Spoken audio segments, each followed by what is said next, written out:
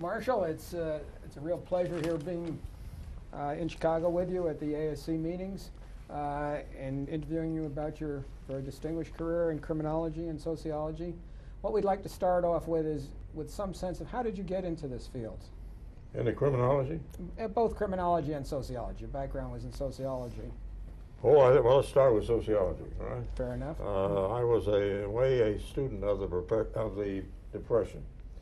I was at Stanford. I graduated from Stanford in 1932. I remember the best job in my field of graduates was working for a Standard Oil filling station, if you would get that job, at $25 a week. And I saw the havoc of the Depression and the homeless and all of this. And I guess my mother had been quite a liberal, and I got the idea that I wanted a field where I could bring change in this world. And that's how I got to be a sociologist, I think, primarily. However, don't forget, my mother was quite she was an authority on Thoreau and very intellectual, extremely intellectual. And she had discouraged me from being a businessman like my father was. And she wanted me to be, obviously, an intellectual. And I turned out to be one, I guess. Now, the criminology is quite a tale how I got into that. And I was a senior at Stanford. One of the professors, the one who taught criminology, he used Sutherland as a text. He didn't like to take students on field trips. And so I used to take the students as his assistant, grading his papers and doing all the dirty work. I used to take a fairly good-sized class, by the way. I used to take them to San Quentin, and I took them to Alcatraz, and so on. And I recall two things happened as a result. One, the people I knew, my fellow students and other people, got to start to call me a criminologist because I had taken these field trips and his assistant and so on. I think the second thing was that, of course, we used Sutherland's text, and that made a great impression on me. That was a textbook in the court. I remember I had to grade the papers, so I had to know it pretty well. And I think the third thing, it's rather interesting what it was. At San Quentin, they used execution a lot in those days in California. At San Quentin, they had, I saw ropes being stretched with big rocks and things on them, whatever it is, big weight. A rope being stretched for people to be hung who hadn't even probably been born in criminology. This shocked me to no end. The execution chamber was bad enough, but to see these ropes being stretched for somebody who hadn't even committed the murder, that was too much for me. Incidentally, I've been invited in my life 2, 3, 4 times to see an execution. In Chicago, I was invited. In Iowa, I was invited. When I was a graduate student in Chicago, I was invited. I was also invited in Iowa 2 or 3 times. I've never seen one. So I think those give you a rough idea of how I got into it. It was largely people thinking I was a criminologist when I wasn't one, and then I had to live up to it. And then I went to the University of Chicago after I got my master's at Stanford to become a student of Sutherland. At Stanford, your master's, was that with LaPierre? With LaPierre. I was originally I thought I'd be a professor of social psychology. And LaPierre made a tremendous impression on me. I was his assistant too, and 2 assistants. And I took undergraduate and then later did my master's thesis with him on the social psychology of the crippled. I made a study at the Shriners Hospital here in San Francisco of the whole idea was that it was not the crippling that really crippled a person, it was people's attitudes toward the cripple. And what they did, I remember the study I particularly was in, it was a cleft palate.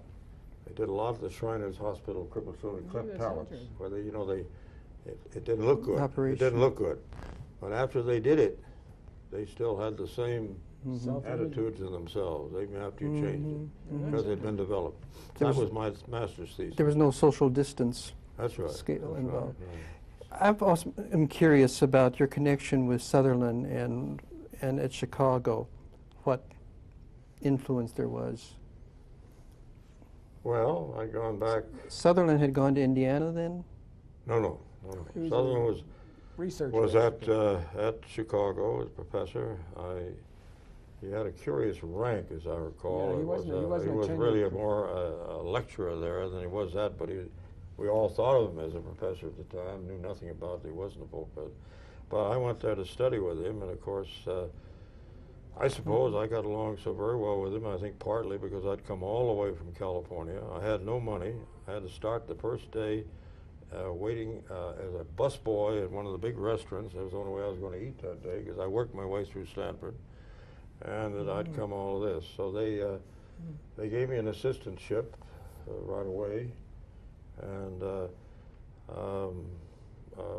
about Sutherland, a couple of things I think are interesting. One is that he inaugurated what I did at Wisconsin. Used to have a student seminar at my house. You always had your seminar at Sutherland's apartment.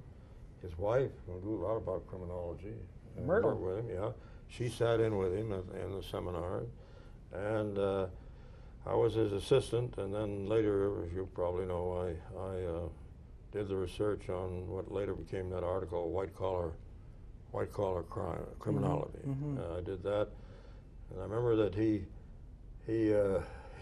my job, he had to cut the newspaper every day, Chicago Tribune, the New York Times, I think it was, and cut anything that had to do with business crime.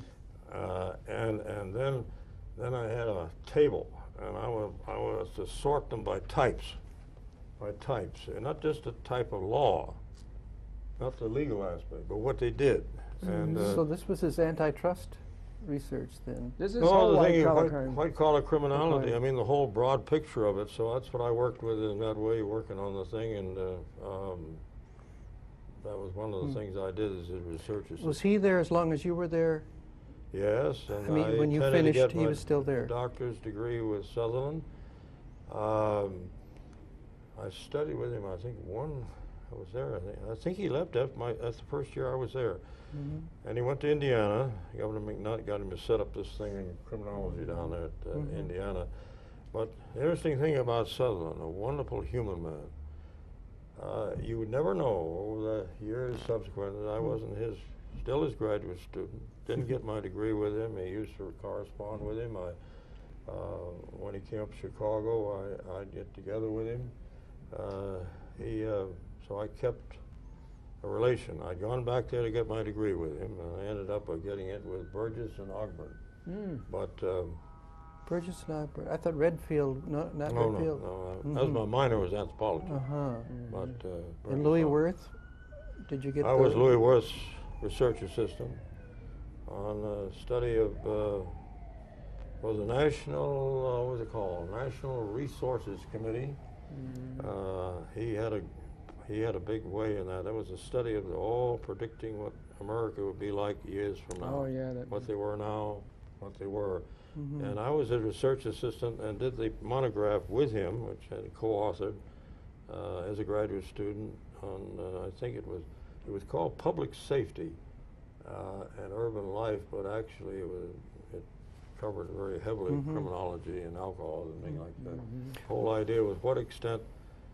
Yeah, it was the National Resources Committee of Urbanism. It called the whole United States, statistics. And so I worked with him on that. So that got you interested in urban problems, too, because you've done a lot of writing on housing in India. That's right. But urbanism is urban problems that were a logic for anybody who got his PhD at the University of Chicago. Was your dissertation urbanization and crime, or urbanism and crime? Was your dissertation? Yes. Dissertation was urbanization and crime. Urbanization. It was a study. I got my first job at the University of Iowa.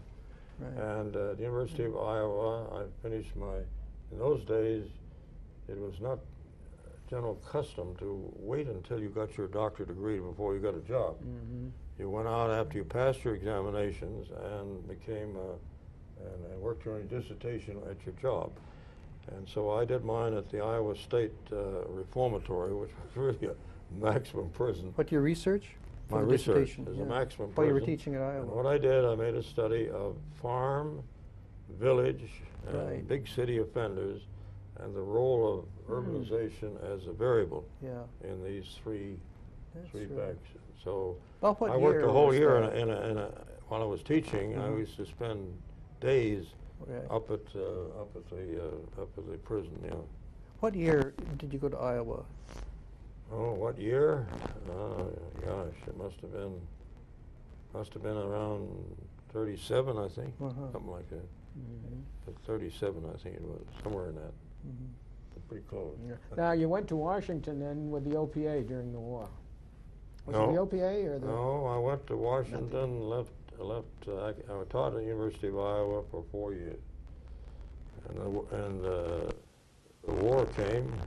Well, the war hadn't come yet, but I knew the war was coming, and I had passed a civil service exam, and so I went to Washington as the Assistant Chief of Criminal Statistics of the Bureau of the Census, and it was there that, of course, war came while I was just shortly after I got there, and then I became Chief of Criminal Statistics of the Bureau of the Census in the Division of Vital Statistics, and then war came, and then I moved over to OPA in charge of all of the.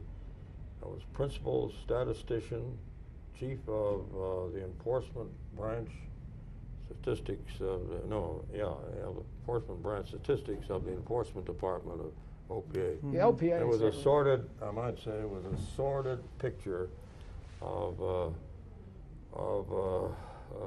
wartime compliance Yeah, you by might tell them a American little about citizens OPA. of the laws of the land, which were absolutely important for our troops overseas. I remember that in our department there were very conservative Republicans showed up as lawyers. I was the only non-lawyer among 75 lawyers in Washington, and I had branch offices in each of the regions of the United States.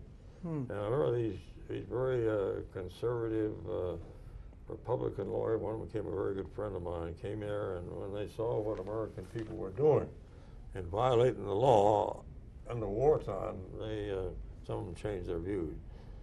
It's the Office of Price Administration. or Yeah, Stabilization? OPA. Or That was Price called- Administration. That's called And it those- was responsible, as Marshall is saying, for maintaining price levels, rationing, and those sorts of things. And it was very extraordinarily important. Obviously, then you wrote Black Market out of.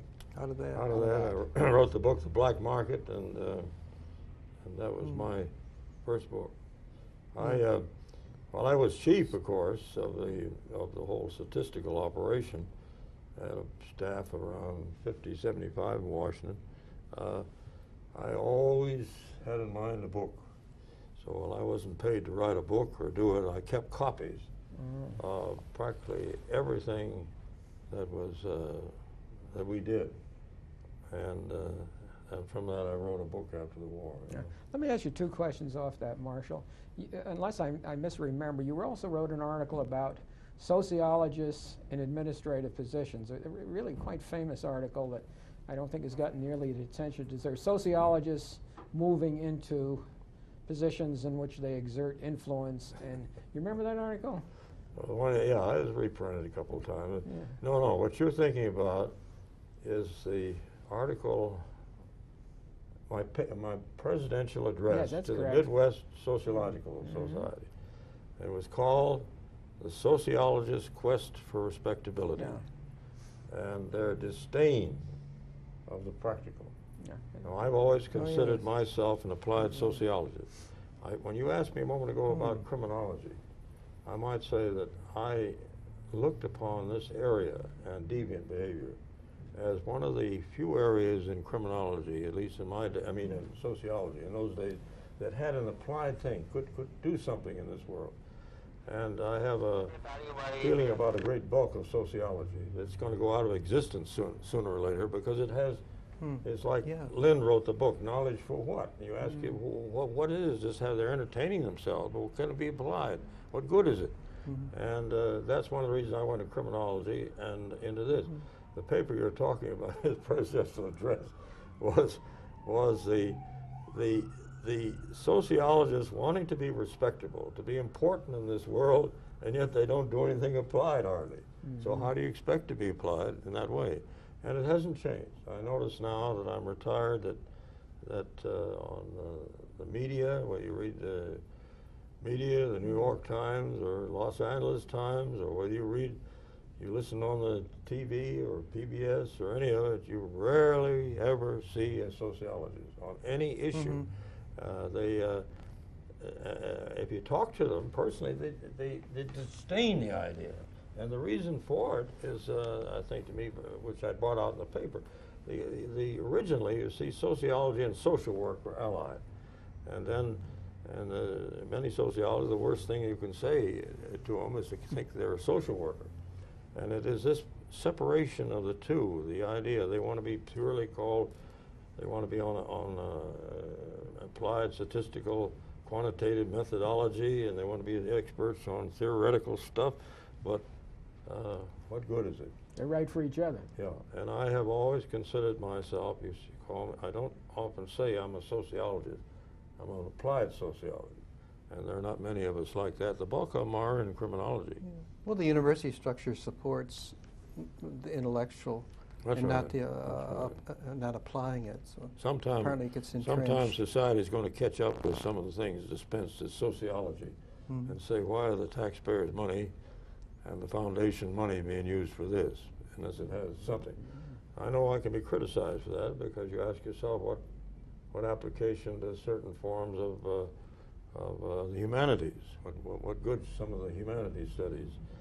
I remember I had large classes when I taught, and I remember one of my friends there and colleague was archaeologist. He had a class about 6 or 8, and I wondered how come he I think I spoke to somebody on him. How come he get the same salary as I was for 6 or 8, and I had hundreds of students?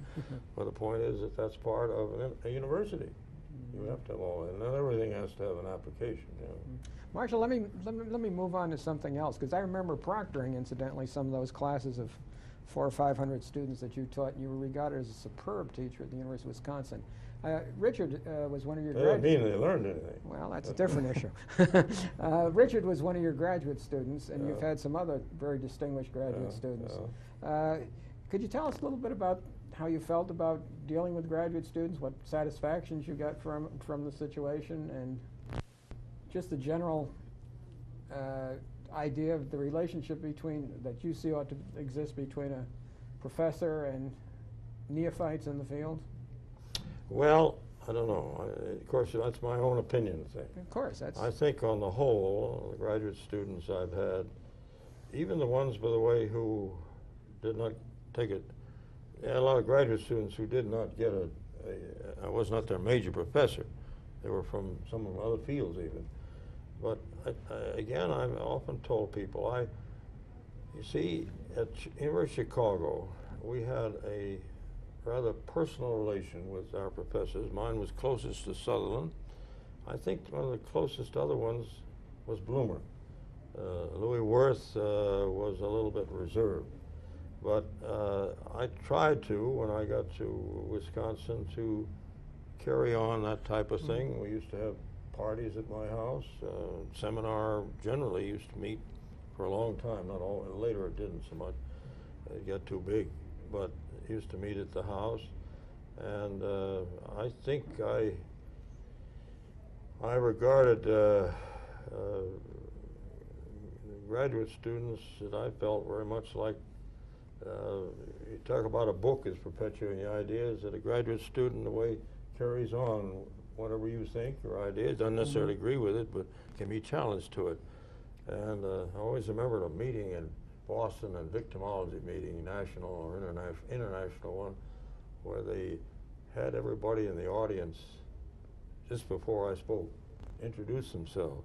And there was one, a younger guy, he said, I am so-and-so. He was an assistant professor at such a university, out of Simon Dinnett's. Yes, you're right. Out of Simon Dinnett's, out of Clinard, out of Sutherland.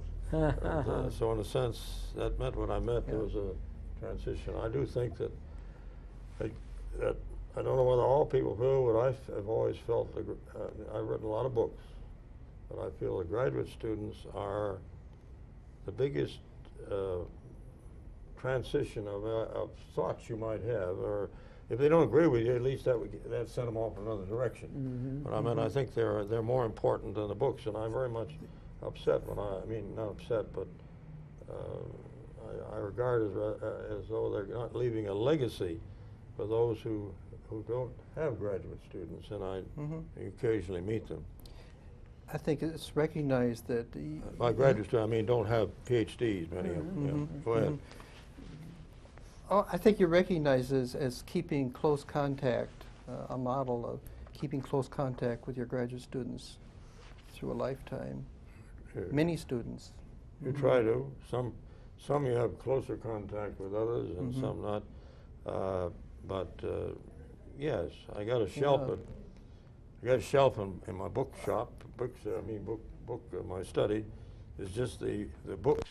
Oh, that's right. The books that my people who worked with me have the more recent one.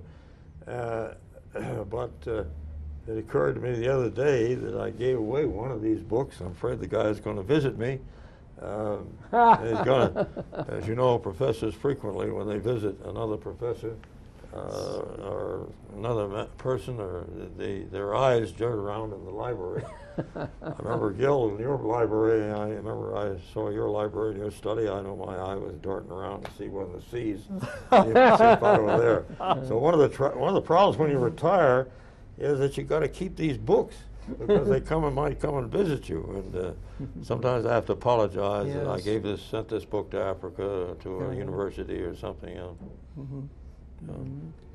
Let's see, one of the things I wanted to ask you, Marshall, if you had advice for young people coming into the field of criminology, just starting out, looking back on your own experience, what kind of advice do you think you'd offer them? It's a hard question.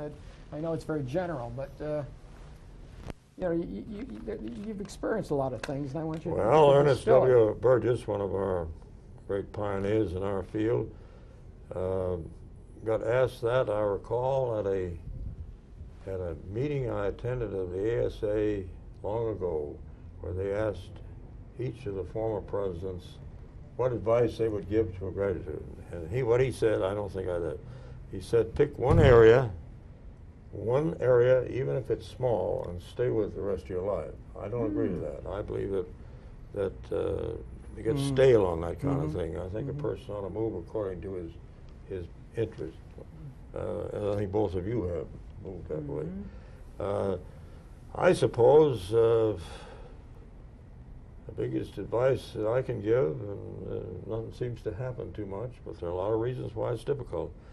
I do think that we've got to change the idea of the stereotype of criminals and criminality from a certain class framework we have, social class framework, to move into the crime committed by businessmen, by politicians, by corporations, by religious leaders, by lawyers, by doctors, and so on. Now, everybody in our field talks about it. We call it white-collar crime or corporate crime. But there's relatively little studies, and I've just noticed some of the recent books where they have a set of selected readings and things of that type, how there isn't practically, lucky if there's one article on there. And the reason is that there's not too much in the way of research. And this kind of research is a lot more difficult, having done it myself, than the research on what I call conventional crime. And it's very difficult to get money for it. It's very difficult to carry it out. It often involves a knowledge of administrative law and civil law and the rules and regulations of a profession, as well as criminal law.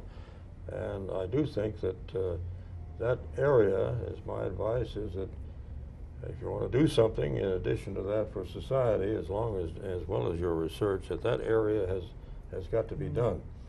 Now, whether the government eventually, I'm one of the few that have ever had two grants on to study corporate crime. I'm one of the few people who've ever had them, and certainly have had the largest of all. The one I did on corporate crime was $300,000, and that today money would probably be $700,000, $800,000 today's money, and nobody's ever had anything like that. but it requires so I'm just saying that I do think if you want to go into this field, and you should think of that, and that means you take administrative law and civil law, exposed to it anyway in graduate school.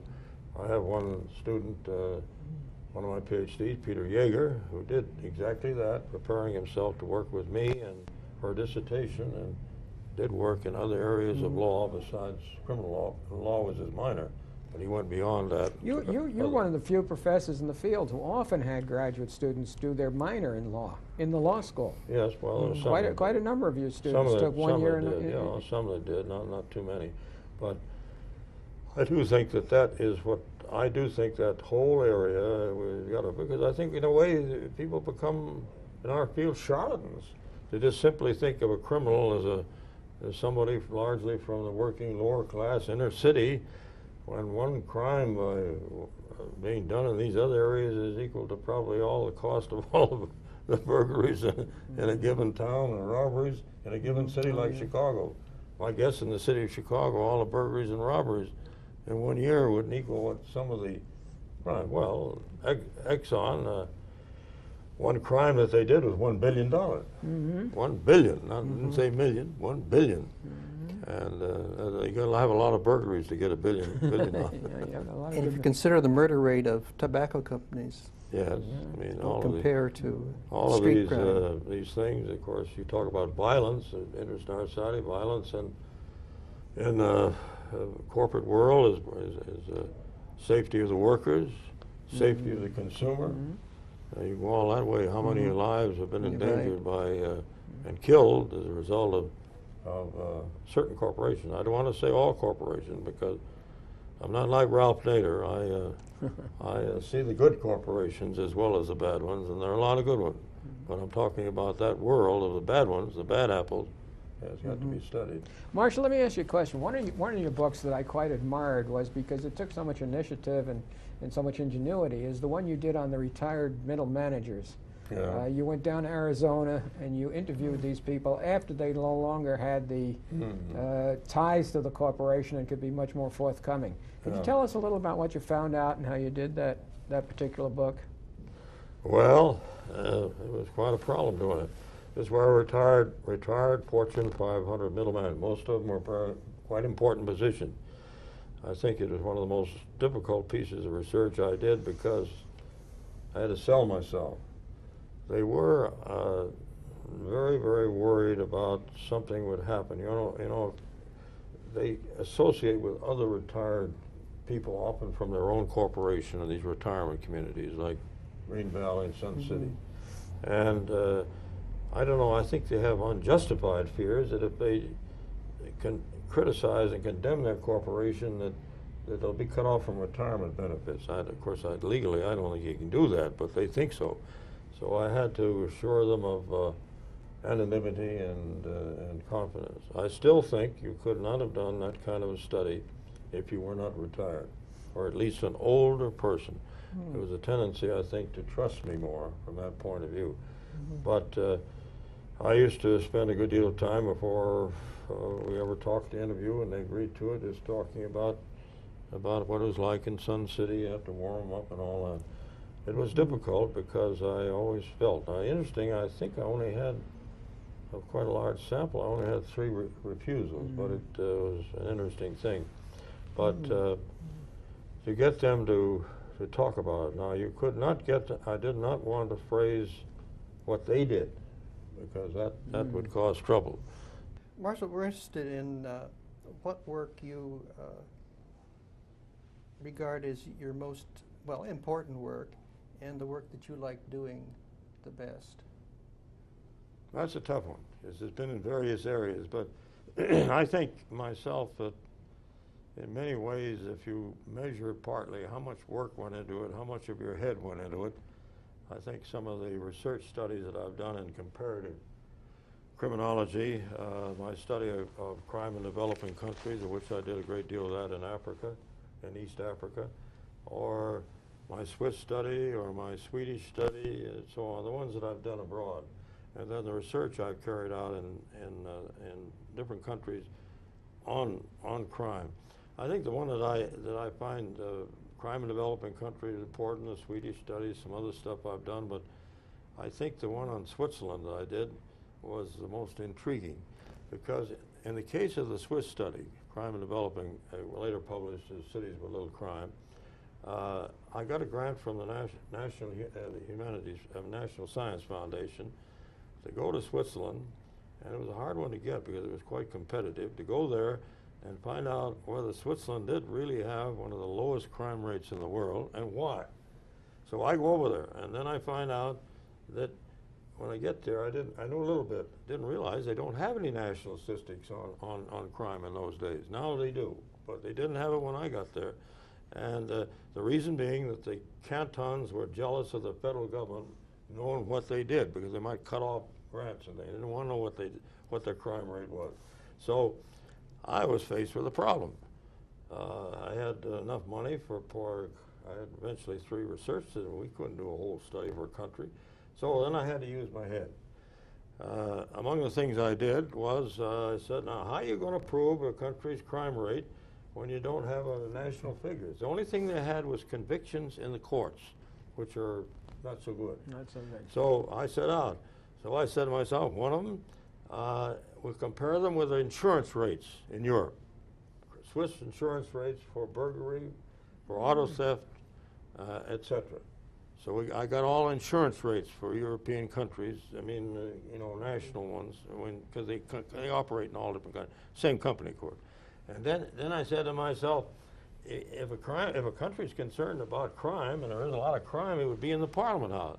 So I set a research assistant going through for a sample, I've forgotten how many times, all debates in the Parliament of Switzerland involving crime. There weren't practically any, never mentioned. Mm-hmm. Well, that's a pretty good indication. And then I did one of the first victimization surveys ever done in Europe, in Zurich. That was tough because there was nobody in the country that ever did a victimization, so I had to work very much on the questions and how you do it. We did that. And then there were other ones. Then I made a study of the newspapers. How much crime is in a newspaper? What is it involved? Turned out that a lot of the crime in a Swiss newspaper occurred in France, Italy, and so on. And I had a whole lot of other things that I did. Then I did a sample study of the statistics in a number of cantons, which I could then extrapolate and generalize for the country. So I only mention a few, but a whole series of things I tried to think of and lay awake at night. Yes. Now, if we don't have any crime statistics, how are you going to prove that the country has a low crime rate? Well, it turned out it was low.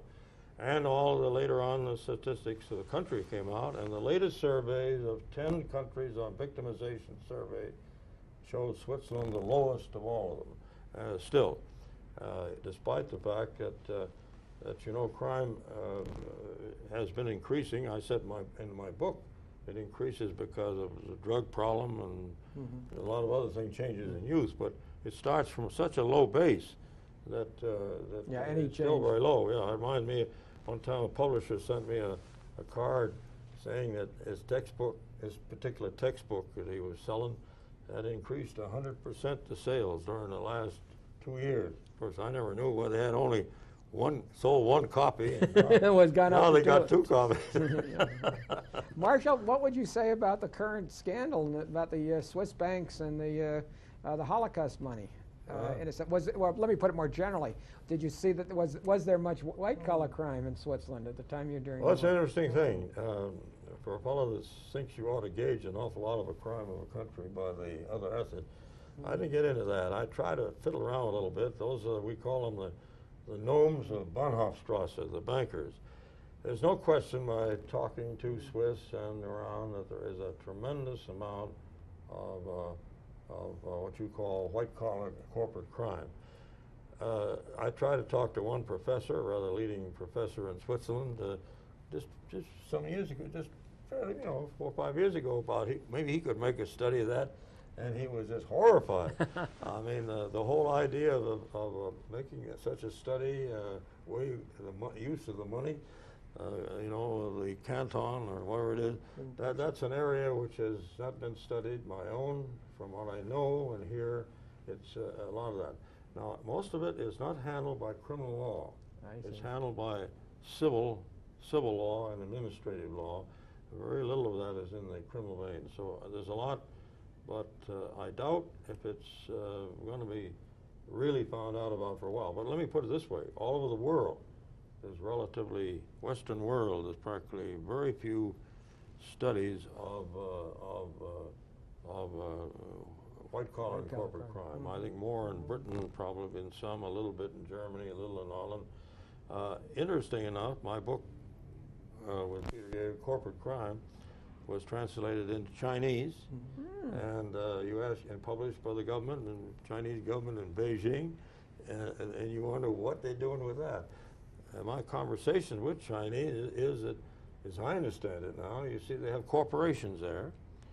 You think of it as a monolith. It isn't. There are corporations with chairman and CEOs and everything. They run them, and I gather from what I've heard that they do the kind of pretty close, approximate thing to what ours do, and therefore the book would be useful, and particularly the control mechanisms to them.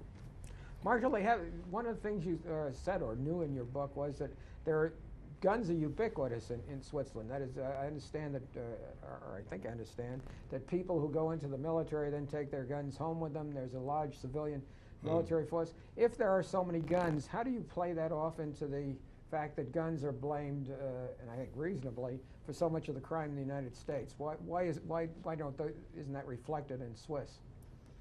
Well, I made a bit of a study of what weapon killed them. Funny thing is bottles and things like really? that. Yeah, they don't use the gun. No, I mean the gun is not used much. I don't know. It's hard to explain where there are guns in the household, because the Swiss can mobilize an army of, I think it's something like a small country, 6 million, can put in the field, I believe, within 24 hours, nearly 500,000 men. And so they have the gun in the household. There are restrictions on the amount of ammunition and stuff they got. But I suppose that it largely is a problem of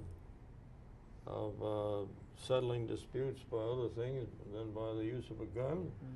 And but their homicide rate is low, even when they use other things like knives and bottles and so forth. Of course, the gun in most cases is not a pistol; it's a rifle. Don't forget that. Most of it is a rifle. The officers have pistols, but the ordinary mass just has a rifle. The police are armed. Some are armed, some aren't. aren't. Yeah, they're not always armed. Can I go another But direction? most of them are. Sure, Richard. We've been thinking criminology. We mentioned deviant behavior. Yeah. And you have one of the few books I have heard of that's in its, 10th edition? Yeah. Yes.